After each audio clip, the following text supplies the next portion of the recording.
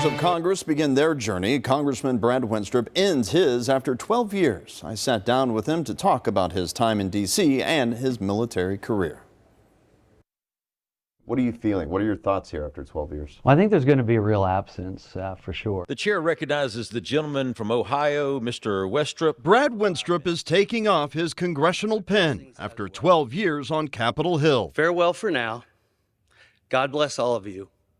And God bless the United States of America. I never dreamed that I would be doing this at all.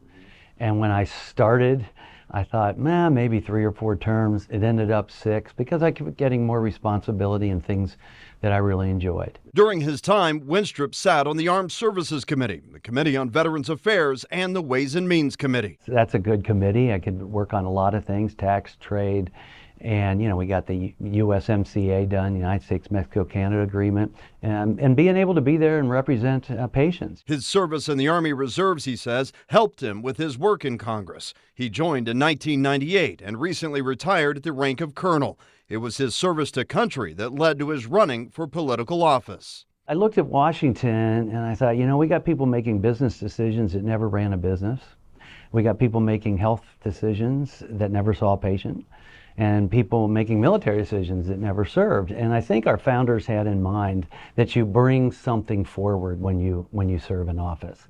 He used his background to help push support to stop the misuse and diversion of prescription drugs within the veteran community and supported the Mission Act to improve health care access for veterans. I had a guy in Chillicothe in my first term, and this was one of my motivating factors too. He said, I'm 85, I have cataracts. They want me to drive to Dayton. And I'm 85 with cataracts. I shouldn't be driving to Dayton to get it fixed when there's a guy down the street. And we were able to do that. Obviously, June of 2017, a day that lives in your memory, I'm sure.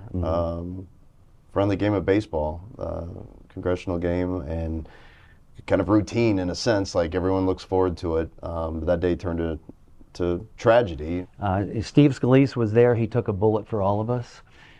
Because he has a detail. He has police detail. A gunman had opened fire on the members of Congress in an apparent targeted attack. Wenstrup called on his military and medical training to save Minority Whip Steve Scalise. I said, I need a belt. I'm going to stop the bleeding here, do everything I can to keep him still, to stop any bleeding internally. Fast forward to 2020 and the pandemic, he questioned mandates and requirements put into place.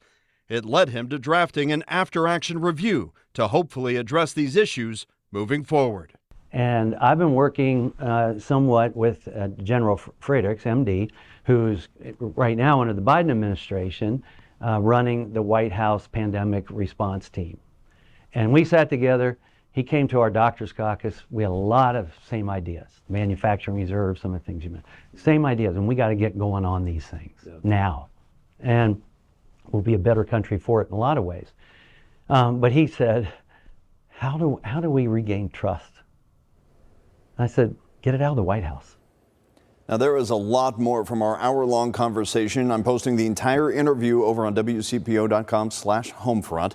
You can go listen to the unedited version there. It's also a link there to his lengthy after-action review on the COVID response.